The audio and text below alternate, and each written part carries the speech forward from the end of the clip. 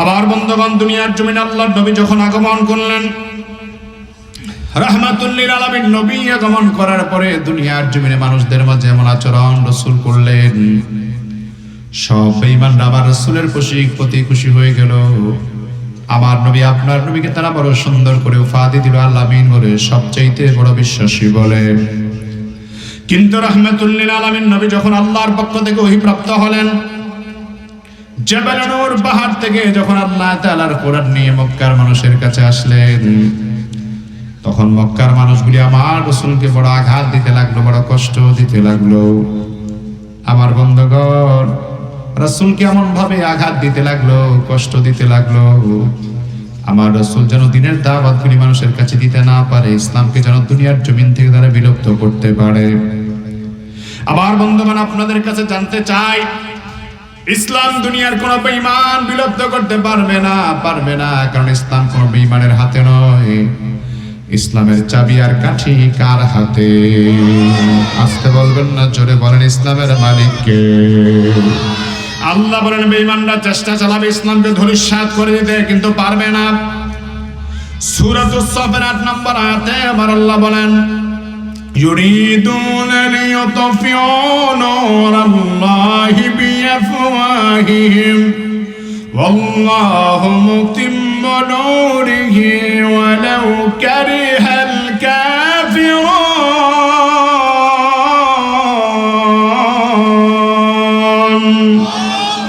আল্লাহ বলেন, বেঈমানরা চেষ্টা করলো, সব বেঈমানরা চেষ্টা করেছে, বেঈমানরা চেষ্টা শুধু করে নাই, এখনো কাফের বেঈমানদের চেষ্টা ষড়যন্ত্র সারা দুনিয়াতে মুসলমানের বিরুদ্ধে আছে না নাই?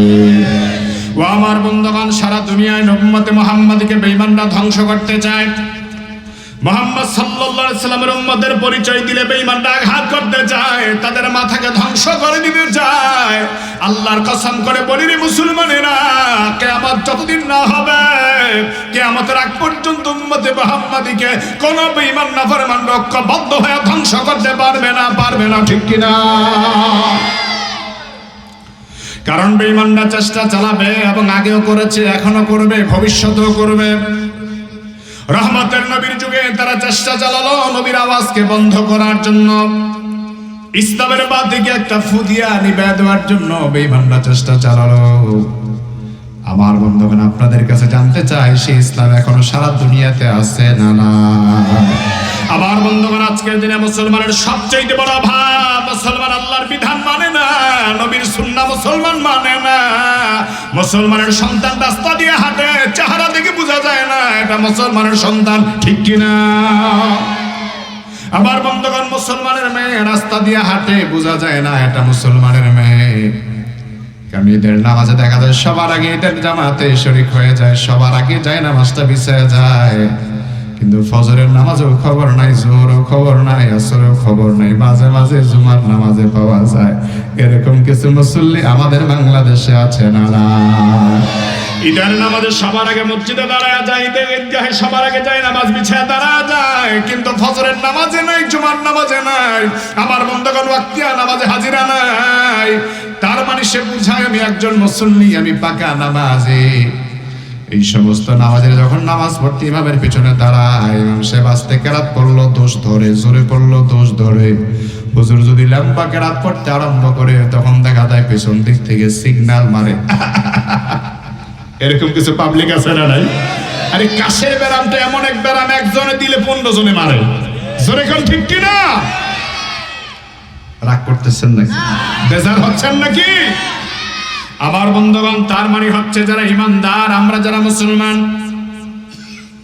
আবার ভাইয়ারা, বেঈমানও মারা যাবে, ইমানদারও মারা যাবে, নাস্তিকও মারা যাবে, আলেমরাও মারা যাবে। সুতরাং মরণ যেহেতু হবে, এমন কিছু কাজ করা দরকার যেন পরকালীন জীবনে আমাদের শান্তি আসে, এমন কিছু কাজ করার দরকার আছে না?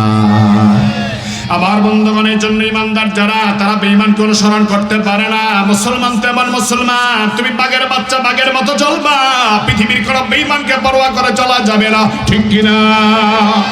তোমার দে মুসলমান হো, তোমার দে মুসলমান, তোমার দে মুসলমান হো, তোমার দে মুসলমান, এক হাতে মে তলওয়ার, এক হাতে মে কুরআন, ঠিক কিনা? तौहीद के सीना में अमानत है हमारा, तौहीद के सीना में अमानत है हमारा, आशा नहीं मिटाना नमो नशा हमारा, आशा नहीं मिटाना नमो नशा हमारा। আমার বন্ধুগণ, মুসলমান আজকে কোরআন ছেড়ে দিয়েছে, নবীর সুন্নাহ ছেড়ে দিয়েছে। ও আমার বন্ধুগণের জন্য মুসলমানের আত্মজীবনে বিপ্লব দরকার, মুসলমানের চেতনায় বিপ্লব দরকার। আমি মুসলমান, বেঈমানের চেহারা আমার বেঈমানের মতো হবে না। আমি মুসলমান, আমার চেহারা মুসলমানের মতো হবে। বেঈমান নামাজ পড়ে না, আমিও বেনামাজি হতে পারি না। মুসলমানের সন্তান নামাজ ছাড়া থাকতেই পারে না, ঠিক কিনা? এই জন্য ইমানদার আমরা যারা আছি, রাহমাতুল লিল আলামিন নবীর ব্যাপারে কাফের বেঈমান না একটা ফুদিয়া রহমতের নবীর আওয়াজকে স্তব্ধ করার জন্য চেষ্টা চালালো, কিন্তু সারা দুনিয়াতে আল্লাহ তাআলা সে নবীর সম্মান মর্যাদা বাড়িয়ে দিলেন। আমার ভাইয়েরা, ইসলামকে নিভাতে চেষ্টা করবে, কিন্তু ইসলামকে কখনো নিভাতে পারবে না।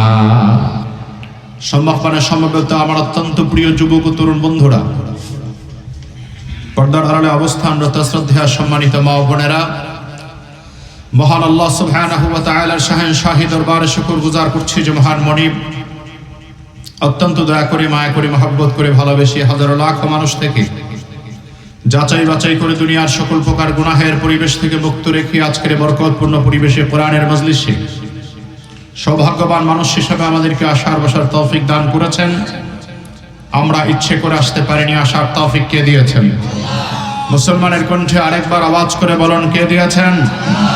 এজন্য সে মহান মনিবের দরবারে, মাবুদের দরবারে হৃদয়ের সবটুকু আবেগ, ভালোবাসা, অনুভূতি উজাড় করে শরীরের সমস্ত শক্তিকে একত্রিত করে আকাশ বাতাস মুখরিত করে এমনভাবে কালিমাতুশ শুকর আদায় করি যেন আমাদের শুকরিয়ার আওয়াজ জমিন থেকে আল্লাহ পাকের আরশ আজিম পর্যন্ত পৌঁছে যায়।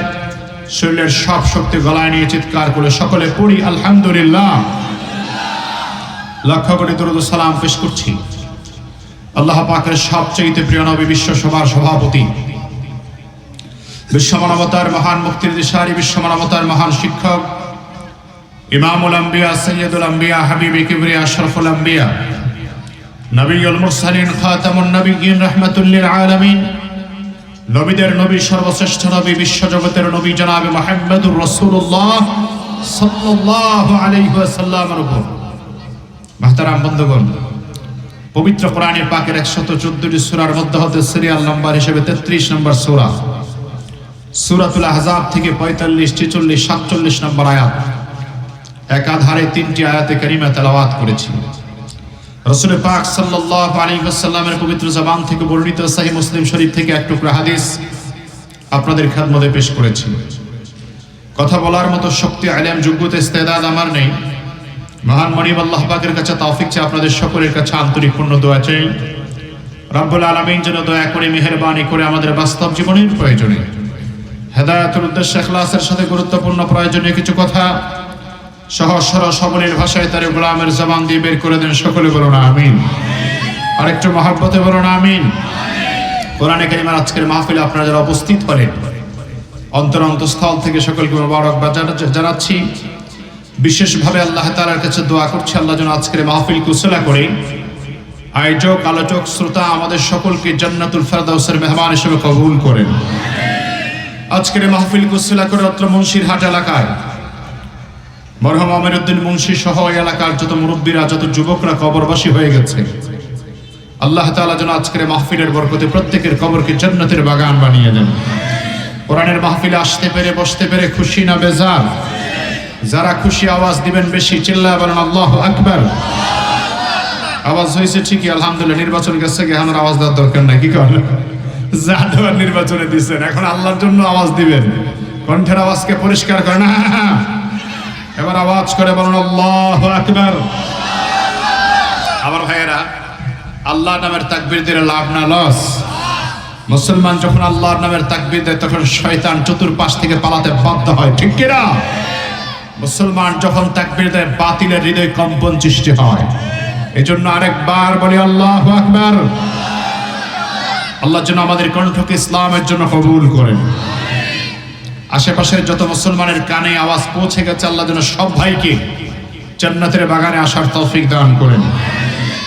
কোরআনে কারীমে আল্লাহ তাআলা চমৎকার কিছু কথা আল্লাহ বলেছেন। নিরপেক্ষ মন নিয়ে কোরআনের কথা আমরা শুনবো, বলুন ইনশাআল্লাহ। দুনিয়াতে সবচেয়ে বেশি সম্মান মর্যাদা দিয়ে আল্লাহ তাআলা আমার আপনার প্রিয় নবী মুহাম্মদুর রাসূলুল্লাহ সাল্লাল্লাহু আলাইহি সাল্লামকে পাঠিয়েছেন। আল্লাহ তাআলা যখন মানুষ পাঠালেন তখন আল্লাহ নবীও পাঠিয়েছেন, কিতাবও পাঠিয়েছেন। সর্বশেষ নবীর জন্য আল্লাহ পাক আল্লাহ তাআলা একটি কিতাব দিয়েছেন, যে কিতাবের নাম হলো পবিত্র কোরআন, ঠিক কি না? আল্লাহ রাব্বুল আলামিন বলেন, ও পৃথিবীর মানুষেরা, ও পৃথিবীর ঈমানদারেরা, দুনিয়ার জমিনে আমি আল্লাহ তাআলা সর্বশ্রেষ্ঠ নবী বানিয়ে আমার প্রিয় হাবিব মুহাম্মদ সাল্লাল্লাহু আলাইহি ওয়াসাল্লামকে দুনিয়ার জমিনে পাঠিয়ে দিলাম। সর্বশ্রেষ্ঠ আসমানি কিতাব আমি আল্লাহ আমার রাসূলের জন্য দান করে দিলাম। সুবহানাল্লাহ। আল্লাহ তাআলা পবিত্র কোরআনে বলেন, ইয়া আইয়ুহান নাসু ক্বাদ জাআকুম বুরহানুম মির রাব্বিকুম ওয়া আনজালনা ইলাইকুম নূরাম মুবিনা।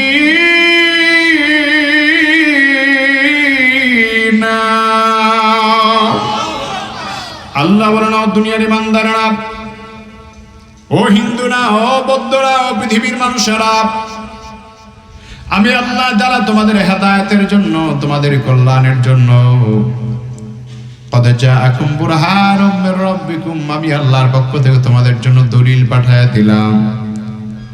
আল্লাহ বলেন, আমি আল্লাহ তোমাদের জন্য দলিল পাঠালাম, দলিল হলো কোরআন। আর আল্লাহ বলেন, ওয়া আনজালনা ইলাইকুম নূরাম মুবিনা, আমি আল্লাহ তোমাদের জন্য হেদায়েতের জন্য সুস্পষ্ট আলোকবর্তিকা দিয়ে আমার নবী মুহাম্মদ সাল্লাল্লাহু আলাইহি সাল্লামকে পাঠিয়ে দিলাম। সুবহানাল্লাহ।